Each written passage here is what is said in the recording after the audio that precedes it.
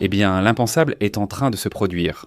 De plus en plus de données, d'informations et de recherches sur des cas liés à ces objets qui apparaissent et disparaissent dans le ciel. N'est-ce pas? Objet volant non identifié, phénomène aérospatial non identifié, objet volant non identifié, ou comme on veut les nommer. Cette image, prise par John Turnage, aurait attiré l'attention dans une série de plusieurs photographies. Celle-ci en fait partie, où l'on peut apercevoir l'objet là-bas, au loin. Mais elles ont attiré l'attention, surtout parce que ce sont des zones où, soi-disant, ce type d'objet apparaît fréquemment. Pour ainsi dire, non. Donc, qu'est-ce qu'on sait de ce cas? Eh bien, quelque chose d'étrange a récemment survolé la région du Yorkshire, au Royaume-Uni. Le prétendu WAF, un objet drone inconnu, est apparu dans les collines près de Skipton, mais il a été très furtif et jusqu'à présent, personne n'avait pu le capturer. C'est pourquoi l'image de Jean est si importante, car ce photographe amateur a réussi là où nous avons échoué. Avec une Pentax Optio SPI, ils ont obtenu l'image que je vous montrais il y a un instant. Le plus étrange, le plus énigmatique, c'est que sur toutes les images, il apparaissait un peu flou, n'est-ce pas? Mais ensuite, il affirme qu'il a pris d'autres images très directement en face de l'objet. Et il n'apparaît pas sur l'image, c'est-à-dire sur la caméra. Le résultat de la... Rien sur la prise. Merci, c'était pour lui, donc très étrange, dit-il. Le plus énigmatique, c'est que l'objet n'est apparu que sur une seule photo parmi la douzaine qu'il a prise. Sur les autres images, il n'apparaît pas. L'objet a la forme classique d'un disque, qui est donc très connu. Le phénomène a été capturé, il s'est arrêté un instant, formant une sorte d'arc de nuages parfaitement au-dessus des collines. Les deux, donc... Les personnes qui étaient là ont commencé à essayer de capturer l'image de cet objet sans obtenir de résultat. Mais lui, il avait un appareil photo un peu plus professionnel. Et il parvient surtout à capturer cette image, qui ne dit pas grand-chose et malheureusement, l'image est très mauvaise. Mais pour une raison quelconque, il pense que cet objet intervenait dans les images. Ce n'est pas la première fois, même lors des discussions qui ont eu lieu au Congrès des États-Unis lors de ces audiences.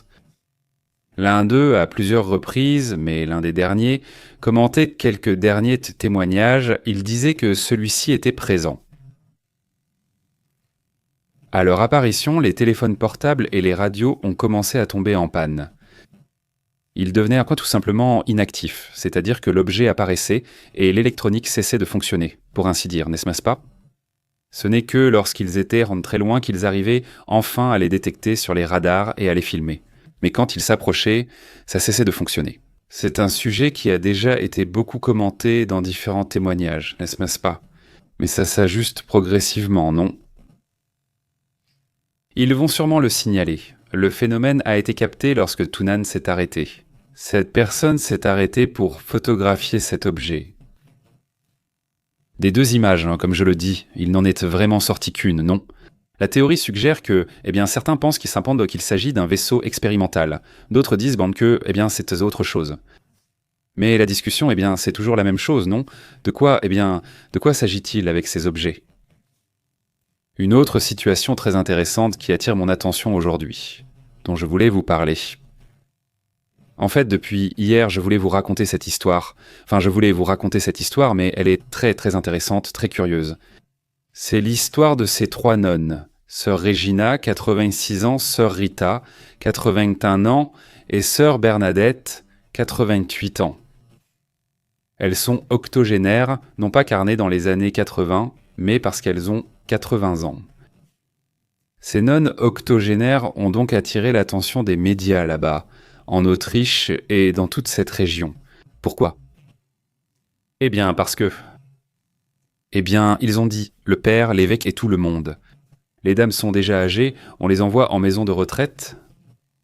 Et ils ont voulu envoyer les dames à la maison de retraite, non? Écoute, on ne peut pas les envoyer à la maison de retraite parce qu'elles sont déjà âgées. En gros, c'était ça l'idée et l'ordre, non? L'Église leur a ordonné d'aller à la maison de retraite.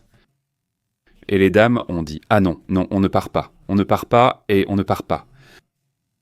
Et les dames disent « Nous sommes autonomes, pas besoin d'aide. Nous pouvons vivre ici sans problème, sans déranger personne, n'est-ce pas ?» Les dames ont créé leur compte Instagram et ont commencé à protester, n'est-ce pas? Les sœurs, elles sont dans un couvent des Alpes où elles ont vécu une grande partie de leur vie et elles veulent y rester jusqu'à la fin de leur vie. On leur a coupé brutalement les services de base, non? Ils ont commencé à leur couper l'eau, l'électricité comme ça pour qu'elles partent, non? Selon ce que rapportent l'ORF, les anciens élèves du couvent ont organisé une aide logistique, ils leur ont apporté un générateur d'électricité, de l'eau potable, et leur ont fourni des soins médicaux personnalisés. Eh bien, maintenant, les religieuses sont devenues ensemble et elles sont devenues virales. Elles ont déjà 10 000 abonnés en seulement une semaine, depuis l'ouverture de leur compte Instagram. Je crois qu'ils les ont appelées... Mince, je ne me souviens plus. Voyons si je retrouve le nom de leur compte sur Instagram. Mais le point, c'est qu'ils ont qualifié la situation de totalement compréhensible, et les gens se sont rangés de leur côté. Depuis 2022, le couvent appartient à l'abbaye de Rinchenberg, qui avait promis aux religieuses d'y vivre jusqu'à la fin de leur vie. Ils leur avaient promis cela, mais veulent maintenant les expulser. La situation reste donc incertaine. Bien qu'elles aient à maintenant de l'eau chaude, elles ont déjà l'électricité grâce aux personnes qui les ont aidées. Les autorités religieuses estiment que leur retour à l'asile est inévitable. Les autorités de l'Église veulent les emmener de force vers cet asile, n'est-ce pas? Boban, eh bien j'espère que... Eh bien respectons-les. S'ils ne veulent pas partir, qu'ils restent, non? En gros, non. Les trois s'entraident, entre elles les trois, alors allons-y. En plus, il y a plein de gens qui veulent les aider, non? Mais bon, merci. Vous vous souvenez de cette affaire? Vous vous souvenez de cette affaire? Vous vous souvenez de l'affaire? C'est assez connu, non? Luigi Mangione, c'est bien lui ici. Qu'on l'accuse d'avoir été celui qui a tiré sur le président directeur général d'une compagnie d'assurance des États-Unis, n'est-ce pas? Et ils l'ont dit, voyons. Comment est-ce possible? Que cette personne soit... S'il est le coupable, il allait vraiment se promener? Après des jours de fuite, et après avoir pu laisser les preuves ailleurs, avoir dispersé les ordures. Tout compte fait, toutes les prétendues preuves étaient dans un sac à dos. Ils disent, quelle est la logique? Non. Il a déjà fait ce qu'il a fait, il a eu... Enfin, celui qui l'a fait, celui qui a commis cette attaque, celui qui l'a vraiment fait, on ne sait pas si c'est lui ou pas. Eh bien, D'abord, il a dû fabriquer un pistolet avec ses imprimantes, non? 3-2. Il a fabriqué le pistolet et ensuite, à part celui-ci, il semble qu'il ait tout bien planifié, non? Il disparaît même devant tout le monde, etc. Et soudain, ils le trouvent avec toutes les preuves dans son sac à dos, non? Eh bien, le fait est qu'il y a une ressemblance entre la personne qui a une ressemblance dans les yeux. Même les sourcils sont discutés. Eh bien, un juge a déjà rejeté 2 des accusations les plus importantes contre Luigi Mangione. Entrons dans le détail, non? Le juge Grégory Carroll a déterminé que les preuves présentées étaient légalement insuffisantes pour pouvoir soutenir les accusations de terrorisme. C'était une des accusations qu'il voulait lui imputer. Mangione est aussi accusé d'autres faits graves. Il n'a pas été totalement libéré, il fait face par exemple à des accusations de meurtre au second degré avec intention au niveau de l'État, ainsi qu'à une accusation fédérale de meurtre, ce qui le maintient en procès pour un autre jugement, très médiatisé. La défense tente de faire rejeter l'affaire en invoquant la double poursuite, mais le juge a rejeté cette requête. Mangione, même s'il a eu ce petit gain, pour ainsi dire, qu'on lui retire l'accusation de terrorisme, et une autre aussi, il a encore de nombreux problèmes.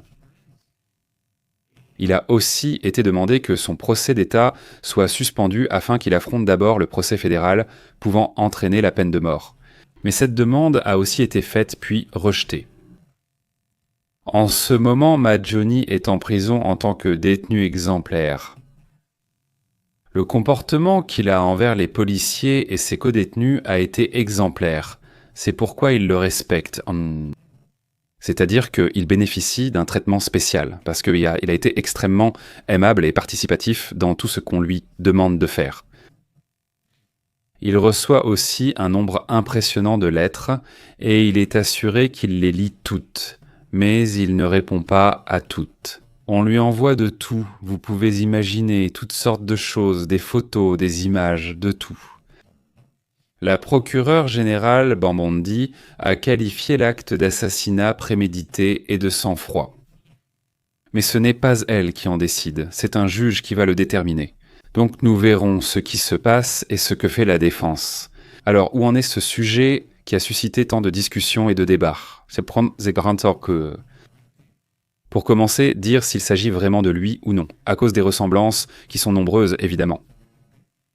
Et la façon dont l'affaire a été gérée. Aussi le fait que cela a été très médiatisé et qu'on a beaucoup forcé pour que le résultat arrive rapidement. Chose qui, heureusement, la défense, a été bonne. Et elle a dit, voyons, pourquoi tant de précipitation? Allons-y étape par étape, non? Aujourd'hui aussi, une nouvelle assez importante est annoncée dans le monde du cinéma. En effet, un acteur emblématique du cinéma américain vient de perdre la vie, n'est-ce pas? Il s'agit de monsieur Robert Redford, qui est décédé à l'âge de 89 ans, dans l'Utah, là-bas, aux États-Unis. D'ailleurs, il est le fondateur du célèbre festival de Sundance. Un festival qui est, en théorie, donc axé sur le cinéma indépendant. Du cinéma. Donc avec du bon contenu, disons du contenu intéressant, non? Celui-ci. Qui parle de sujets, disons, de la société, non? Qui parle de sujets qui touchent la majorité des gens, non? Migration? Eh bien, pollution. Parlons un peu de ces sujets. Donner vie aux personnages, éviter la simple fantaisie ou action, mais aussi offrir une perspective. Alors, votre festival? Eh bien, ça a été très soudain à un moment donné. C'est quelque chose qui ne me semblait pas juste. Si tu voulais participer depuis le Mexique, on te disait que seuls les thèmes sur la migration étaient acceptés ou ce n'est plus le cas. À l'époque, on te cantonnait à ça.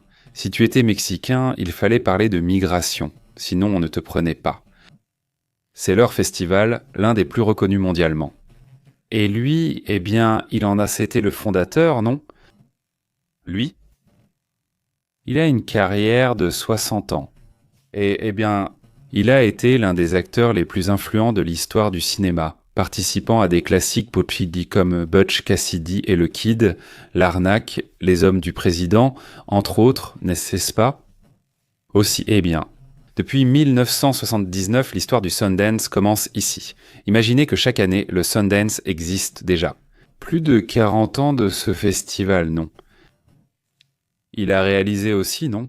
Il a remporté 4 Oscars, dont celui du meilleur film, du meilleur réalisateur. Il a un Oscar du meilleur réalisateur. Nous savons que oui, alors allons-y, il a réussi.